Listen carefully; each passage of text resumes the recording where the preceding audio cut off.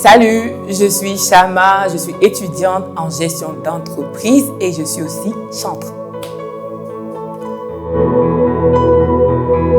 Mon Dieu, présenter c'est un peu compliqué, hein?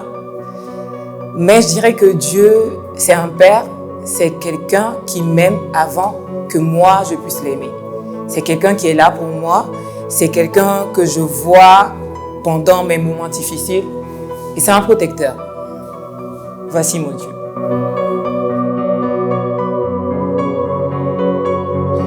Mon expérience. C'est des hauts et des bas parce que je ne dirais pas que mon expérience est parfaite. Moi, étant enfant de pasteur, c'était un peu compliqué. Mon expérience était plus quelque chose de superficiel. Plaire plus aux hommes qu'à Dieu. Je ne connaissais pas vraiment Dieu. Je partais à l'église parce que mon père était pasteur, parce qu'on me disait d'aller à l'église, mais je ne connaissais vraiment pas Dieu jusqu'à un moment où il a décidé de retirer cette personne qui était un peu comme un refuge sur cette terre.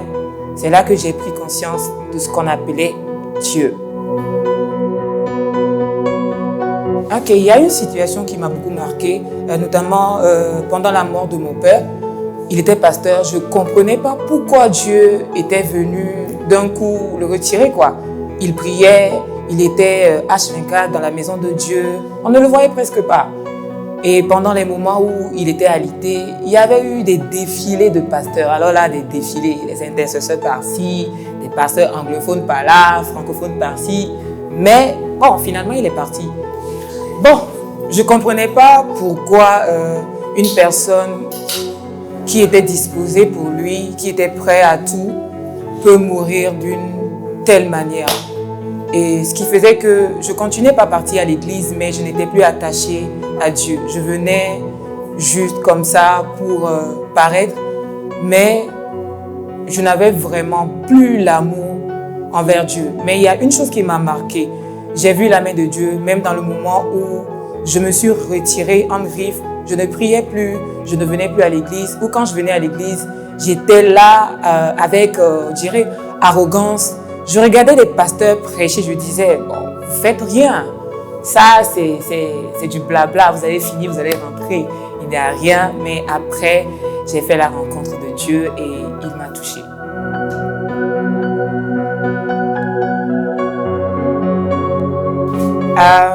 Je ne sais pas exactement quand il m'a touchée, mais j'ai vu des changements.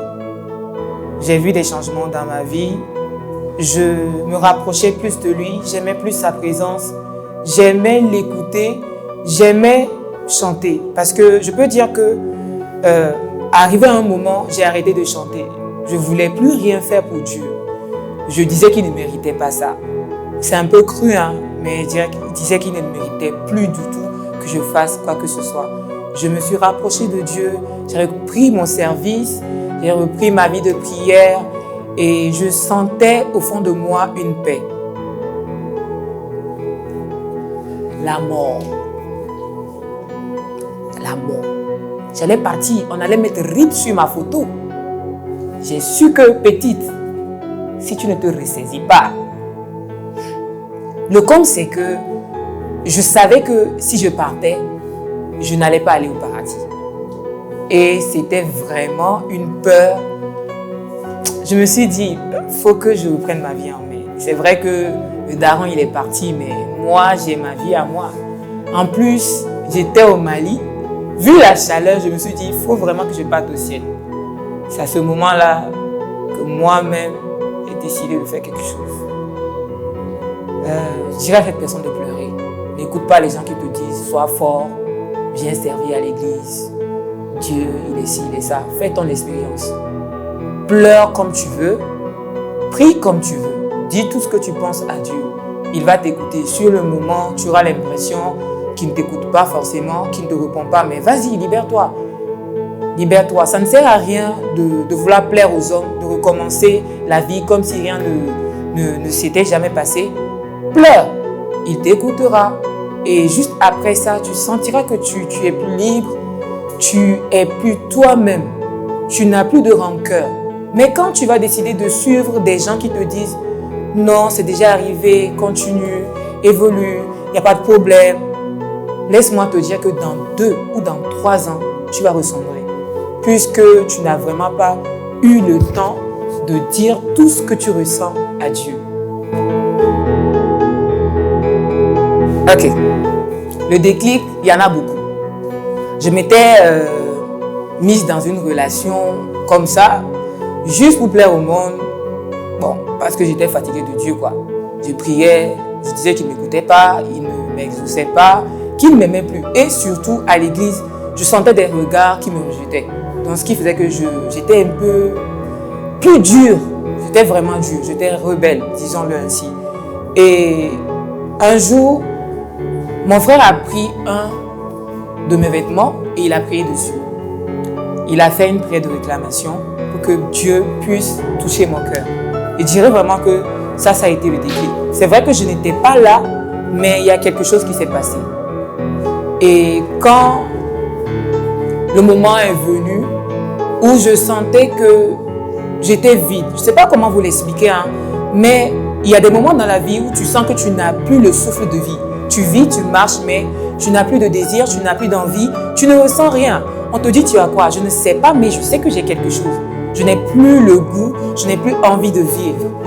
Et c'est ce moment-là où j'étais dans la chambre un matin comme ça, je voyais comme si mon corps sortait et je voyais encore mon corps sur le lit. Je ne comprenais pas le délire. Je me dis, qu'est-ce qui se passe ici? C'est le départ. Ça a duré un bon moment et comme ça, je me suis réveillée. Et quand je me suis réveillée, je me suis dit, je dois me reprendre en main. Ça a vraiment été mon déclic. Ça a vraiment été mon déclic. Et quand j'ai vraiment repris le chemin de Dieu, ça n'a pas été facile. Je n'ai pas tout de suite vu les gens m'accueillir avec les bras ouverts. Si vous pensez que quand vous allez revenir à Dieu, les gens de l'église vont vous aimer, c'est fou. Mais tu sentiras une paix vraiment. Tu sentiras que tu es à ta place. Je me souviens que chaque fois je me plaignais chez Apéricha, je dis, je ne me sens pas à ma place ici à l'église. J'ai l'impression qu'on me force. Je ne sens vraiment pas ma place. Et j'ai une petite anecdote. Un vendredi, j'étais venue à l'église. Pasteur était en train de prier, notre pasteur était en train de prier, il faisait les prières, les gens tombaient. Je vous jure que j'étais assise comme ça. Il priait et tout, j'étais en mode comme ça. Je regardais, faites vite, on va sortir. Faites vite. Pendant ce temps, j'avais déjà eu le déclic là, hein, mais j'étais toujours dure de cœur. Je ne voulais pas revenir à Dieu. Et le pasteur s'est approché de moi, il a dit, si tu ne veux pas prier, il faut sortir. Je l'ai regardé de la tête jusqu'au pied. Si Dieu te dit 2 mots là, tu ne vas pas t'en sortir. Mais il va garder mon cœur. Comme tu es pasteur, je ne vais rien dire. Mais vraiment, ça m'a touché. Ça m'a touché de dire que moi, étant un enfant de pasteur qui aimait vraiment Dieu, qui aimait vraiment servir Dieu, je me suis retrouvée comme si j'étais rien. Je me suis retrouvée, je ne sais pas comment vous l'expliquer, hein, mais je me suis retrouvée nue, vide, sans vie, sans valeur surtout. Et ça m'a poussé à me rapprocher de Dieu. Et je ne regrette pas quand même de m'être rapproché de Dieu. Et ça ne veut pas dire qu'il y a des moments où je n'ai pas envie de repartir. Ça arrive très souvent. J'ai des moments où je n'ai plus envie de servir, de continuer à prier ce Dieu. Parce que tout n'est pas rose. Mais je sais qu'il m'écoute, il est toujours là pour moi. Si je suis toujours en vie, il a un plan pour moi. Même si tout de suite je ne le vois pas, je sais qu'il y a quelque chose pour moi. Ce n'est pas pour un hasard que j'ai le souffle de vie, j'ai la santé, j'ai ma voix, j'ai mon pied, j'ai mon corps, j'ai mon visage. C'est pour une belle raison. Et dès lors, j'ai pris conscience que je ne dois pas m'attacher à ce que les gens pensaient de moi, ce que les gens me disent de faire, mais plus ce que Dieu lui me dit de faire. Merci. Ok? Face au regard, ce que je dirais, c'est de s'en foutre. C'est de ne pas calculer ces personnes-là. Vous savez, personne n'est parfait. Si même la Bible dit, il n'y a personne de saint sur cette terre. C'est vrai qu'il nous rend purs et saints, mais personne n'est juste. On ne sait pas ce que les gens font dans le secret. Donc si une personne te juge, dis-toi que ce n'est pas Dieu qui te juge. Jésus était sur la croix, on a craché sur lui, on l'a jugé. Donc si tu es un être humain et que personne ne te juge, c'est que tu es mort. On ne juge que les vivants, on ne juge que le soleil.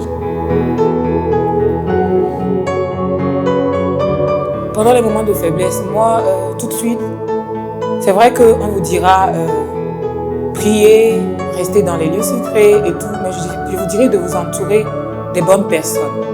Des personnes là qui vous pousseront à demeurer dans la présence de Dieu. Parce que quand tu n'auras plus envie de prier, il faudrait qu'il y ait quelqu'un derrière toi qui te dise « Ah Joe, tu as prié aujourd'hui. Joe, tu ne vas pas à l'église. Joe, je te sens un peu mou. En fait, il faut quelqu'un pour te remettre le carburant. Donc, entoure-toi de bonnes personnes. Pas des personnes qui sont juste financièrement stables ou bien qui sont des chantres à l'église, des célébrités. Non, entoure-toi des personnes qui sont des amoureux de Dieu, qui aiment Dieu, qui ont la même vision que toi. Et je pense qu'avec ça, Dieu peut parler au travers de ces personnes-là pour te toucher, pour te récupérer à tout moment. Ok. Mon expérience avec Dieu inspire ma musique dans le sens où je suis plus...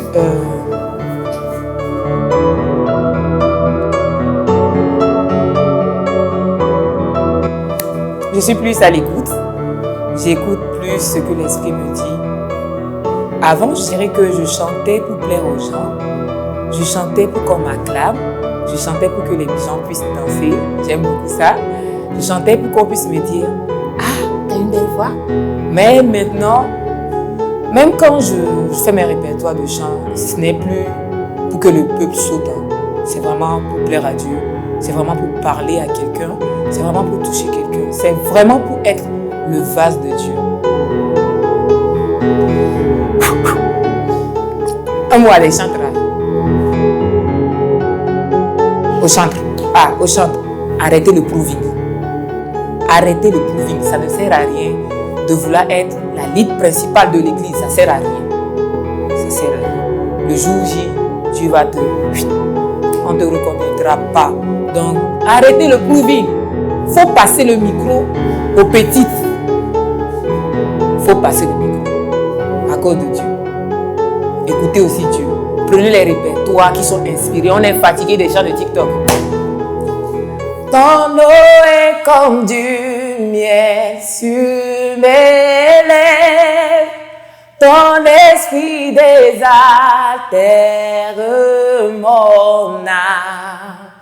Ta parole éclaire mon sentier. Jésus, je t'aime tant. Jésus, je t'aime,